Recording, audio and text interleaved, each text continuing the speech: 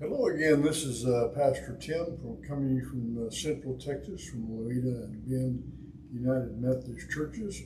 We have been doing a Bible study because we believe that the Bible is the foundation of our faith.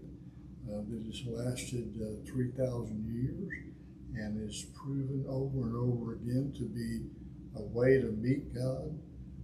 And so it's a difficult book to understand. So we were studying it, trying to give everybody a handle, a way to begin to study and learn about the Bible to be the foundation of what we do day in and day out. We're doing the lectionary, which is the scriptures assigned for each given Sunday, trying to move our way through the Bible. If you do the lectionary, the scriptures prescribed for the each Sunday worship, you will cover 60% of the Bible in 3 years. And so that's an excellent percentage. And so we're going to do some of that. We're going to talk about Pentecost, which is a holiday coming up. I have a friend who said that was their favorite holiday compared to Easter and Christmas because nobody has a Pentecost sale. Nobody in the secular world makes a big deal out of it, so it can be a purely religious holiday without all the trappings, without all the decorations, without all the Easter bunny and those kind of things. But it's one of the three most important holidays. It was critical for the early church. Jesus was there for 3 years with them. They learned, they watched, they were empowered by him. They could ask questions. They could see the miracles he did. The question was, would the church be the same without him? There was going to be a time in which Jesus would no longer be there. Would the church survive, or would it fade away into history? That was a real question. Would the disciples have the power to be the church? And also, would the next generation of disciples, without the physical appearance of Jesus, without him being there with them, would their faith be as strong, or would it be watered down? Would each succeeding generation have a watered down version of the faith? And so Pentecost is very important for that. Jesus had ascended into heaven. He told them that they're going to have the power of God.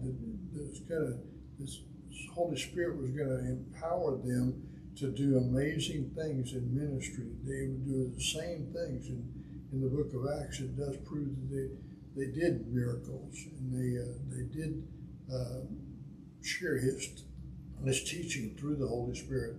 The Holy Spirit made sure that they weren't working on their own power.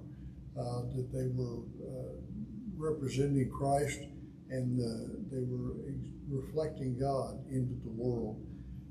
It wasn't just however they decided that they wanted to do it. And so when the day of Pentecost came, it was a celebration for the Jewish faith anyway, because they had, first it was a harvest festival. That's when the first set of crops would come in, and everybody would be grateful. Because it was always a question of survival. If the crops didn't come in and there was nothing to eat, there wasn't a HEB to go down to and get your groceries. So you had to have that to survive. So they were grateful. And then it morphed into a celebration of the Ten Commandments, the covenant with God, the minimum requirements for living together, the guidelines that God had for how to be a community of faith, how to exist in the world. And so they were gathered for that festival, for this festival of the Ten Commandments.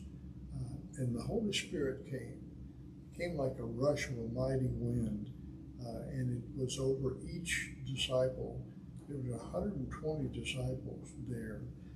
They didn't make a distinction on who was the best disciple, who was the most important disciple, who was the most educated disciple. They all received a blessing. They all received the fire of the Holy Spirit. They also didn't distinguish between male and female, young or old, slave or free. Everyone received the Holy Spirit, and that made them able to speak in unknown tongues, or in tongues that the people who were there, that is.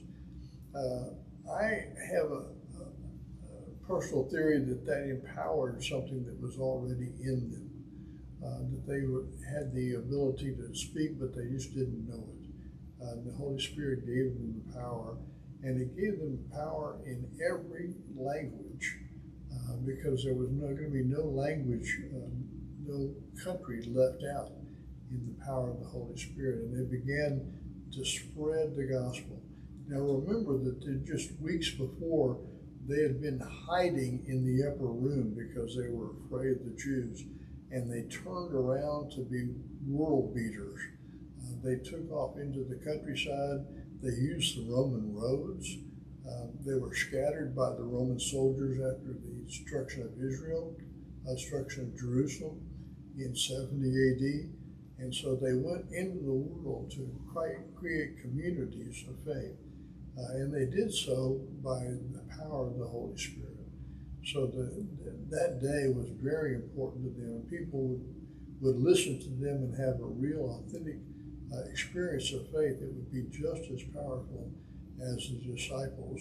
And there'd be over the centuries great disciples, great teachers of Jesus Christ, great proclaimers of Jesus Christ, great missionaries, great people of good deeds, because of the power of the Holy Spirit was carried them forward, and it's still available today. So we celebrate the Pentecost because God still is present with us. Jesus is still present with us. We have the ability to listen and know God and share the God, instill faith in other people, just as powerful as in the first century, all because of the Holy Spirit. So it is a great day to celebrate. So be sure and run red on that Sunday. I'll see you later.